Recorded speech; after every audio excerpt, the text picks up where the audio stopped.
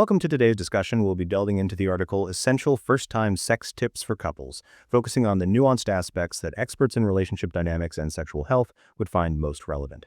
Let's start with the article's approach to defining readiness. What are the key components beyond simple physical maturity? The article rightly emphasizes that readiness for first-time sex isn't solely about physical capability. It's a multifaceted concept encompassing emotional maturity, open communication, and a strong sense of trust and mutual respect within the relationship. A crucial element often overlooked is the understanding of one's own boundaries and the ability to communicate those boundaries clearly and assertively to one's partner.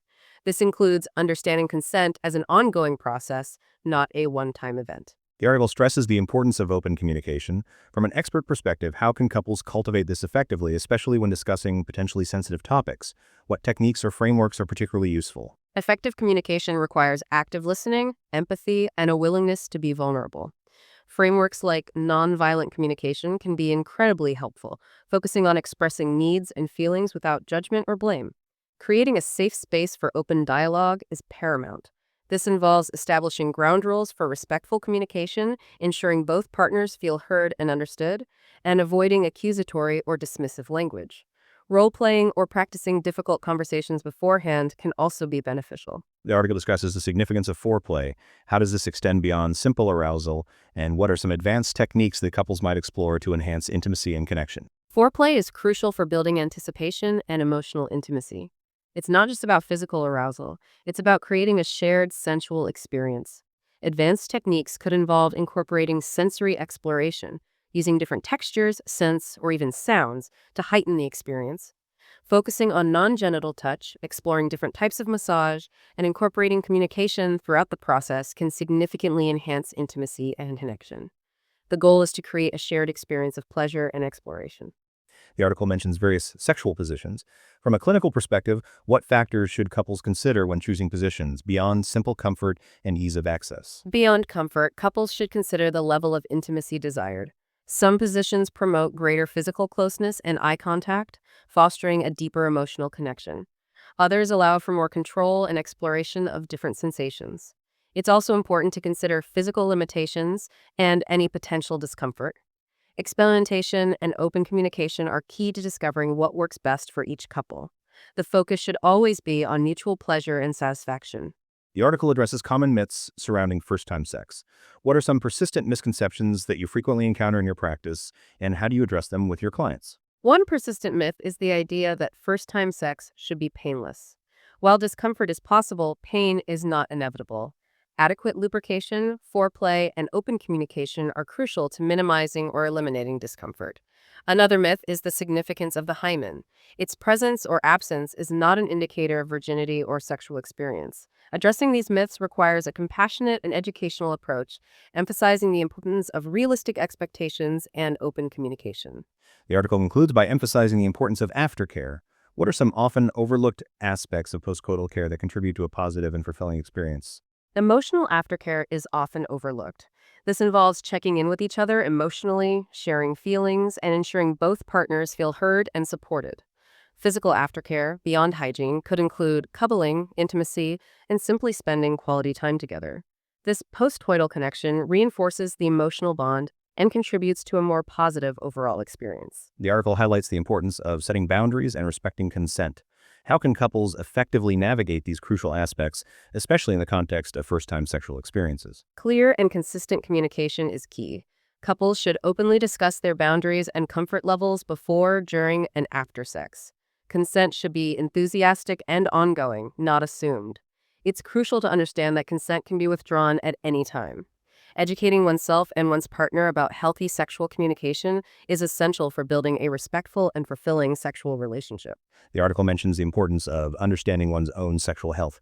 What are some key aspects of sexual health that couples should be aware of before engaging in sexual activity? Understanding sexually transmitted infections, STIs, and practicing safe sex are paramount. This includes using barrier methods like condoms and getting regular STI screenings. Knowing about different birth control options and choosing a method that suits the couple's needs is also crucial.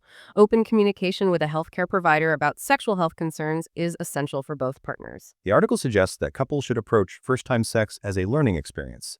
How can this mindset help alleviate pressure and promote a more positive experience? Embracing the idea of first time sex as a learning experience shifts the focus from performance to exploration and connection. It allows for mistakes and experimentation without the pressure of needing to be perfect. This mindset fosters open communication and a willingness to try new things, ultimately leading to a more enjoyable and fulfilling experience. The article emphasizes the role of mental and emotional preparation. What specific strategies can couples employ to manage anxiety and ensure they feel comfortable and confident? Mindfulness techniques such as deep breathing exercises or meditation can help manage anxiety. Openly discussing fears and expectations with one's partner creates a sense of shared vulnerability and reduces feelings of isolation. Focusing on building emotional intimacy through non sexual activities, such as spending quality time together, can also contribute to a sense of comfort and security. The article suggests that couples should have realistic expectations. What are some common unrealistic expectations that can negatively impact the first time sexual experience? Unrealistic expectations often stem from societal pressures and idealized portrayals of sex in media. These can include expectations of instant orgasm, flawless performance, or perfectly synchronized experience. Realistic expectations acknowledge that first time sex is a learning process and that it may not always be perfect or exactly as imagined. The article briefly touches on the potential for things not going as planned. How can couples navigate unexpected challenges or disappointments during their first sexual encounter? Open communication is crucial. Couples should be able to discuss what worked well and what didn't, without judgment or blame. It's important to remember that first time sex is often a learning experience and that it may take time to find what works best for both partners. Seeking professional guidance from a therapist or counselor can also be beneficial.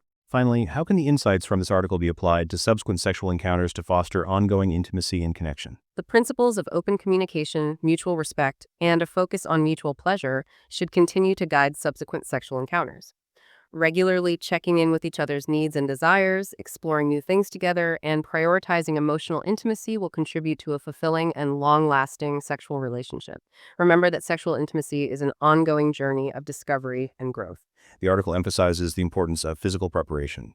Can you elaborate on this aspect, particularly regarding the role of physical health and well-being? Physical health plays a significant role in sexual experience. Factors like stress, fatigue, and underlying medical conditions can impact libido and sexual function. Maintaining a healthy lifestyle, including regular exercise, a balanced diet, and sufficient sleep, can contribute to overall sexual well-being. Addressing any pre-existing health concerns with a healthcare professional is also important. The article mentions the use of protection. What are the key considerations for couples when choosing a method of contraception or protection against STIs? Couples should consider their individual preferences, health conditions, and long-term goals when choosing a method of contraception. They should discuss their options with a healthcare provider to determine the most suitable method. Regarding STI protection, condoms remain the most effective barrier method. Open communication about STI testing and prevention is crucial for both partners. The article suggests that couples should prioritize emotional comfort. How can couples create a safe and supportive environment for emotional vulnerability during sexual intimacy? Creating a safe space involves fostering trust, empathy, and mutual respect. This means actively listening to each other's feelings and concerns, validating each other's experiences, and avoiding judgment or criticism. It also involves setting clear boundaries and respecting each other's limits. Couples therapy can be a valuable resource for building emotional intimacy and communication skills. The article advocates for a positive mindset. How can couples cultivate a positive and open attitude towards sex, especially when dealing with anxieties or past negative experiences? Challenging negative thoughts and beliefs about sex is crucial. This may involve seeking professional help to address past trauma or negative experiences.